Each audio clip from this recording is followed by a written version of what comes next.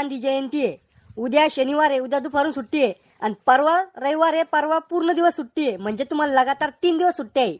Wow, enjoy. करे चिरकुट चाट्या, पहिल्याच तर अभ्यासात ढ आहे आणि तुला एन्जॉय करायचा आहे. अभ्यास देऊ राहिलो, लिहून घ्या सगळ्यांना.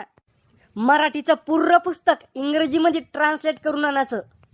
अरे राहुल्या, मास्तर पुर्या पोराचा जीव घेतल्याशिवाय राहत नाही भाऊ आता. आणि 1 ते 400 पर्यंत पाढे तोंडी पाठ करून यायचे. सर 400 लोक पाडे लगे. काऊन कमी आहे का? मग 500 लोक करून ये.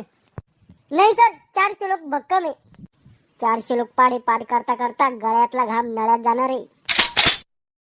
आणि हा, ह्यो जो अभ्यास दिला ह्यो मला सोमवारी पूर्ण पाहिजे. एखाद्यानं जर अभ्यास नाही केला तर त्याला उलट टांगू टांगू मारीन मी. मला वाटलं सरच्या कुठं ध्यानात राहणार आहे अभ्यास घ्यायचं. मी 3 दिवस मस्त फुल एन्जॉय केला. मस्त 3 दिवस टीव्ही पाहिली, काही झोप घेतली, असं करून करून 3 दिवस निघून गेले. आणि मग सोमवारी शाळेत गेलो. म्या पुरा अभ्यास केला भाऊ, पाडे बी पाठ केले. मग 400चा पाडा घे बर का. हे बाय, 400 का 400, 400 दुनी 800, 400 त्रिक 500. अरे नाही, चुकलं डबल घे. अरे श्याम्या, मी काहीच अभ्यास नाही करेल. सरच्या कुठं ध्यानात तर एवढं. अरे बाप, तो अभ्यास नाही करेल काय? आता तू गेला, आता तुला उलटा टांगू टांगूच मारते सर. सर आले दिसतन मलबी मी का आंधळा आहे का? पोट्टे हो, आज आपण कविता शिकणार आहे.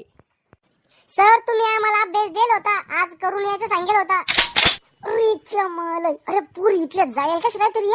इले तर एखाद्या दिवशी दाखवीन म्हणून मी. हा, तेच म्हणून राहिलो मी. सकाळ बसून काहीतरी विसरू राहिलो. बरं झालं तो ध्यान आणून दिलं.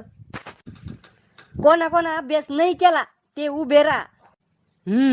मला वाटलंच होतं रावल्या तो अभ्यास नसन करेल, कारण की तो सारखा नमुना पुऱ्या भारतातच काय पुऱ्या जगात सापडून बी सापडणार नाही.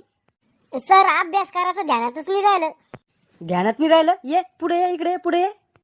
जेवण केलं का संध्याकाळी? हाव सर, दबाके. खायचं कसं ध्यानात राहिलं? तो अभ्यासाचं ध्यानात नाही राहिलं.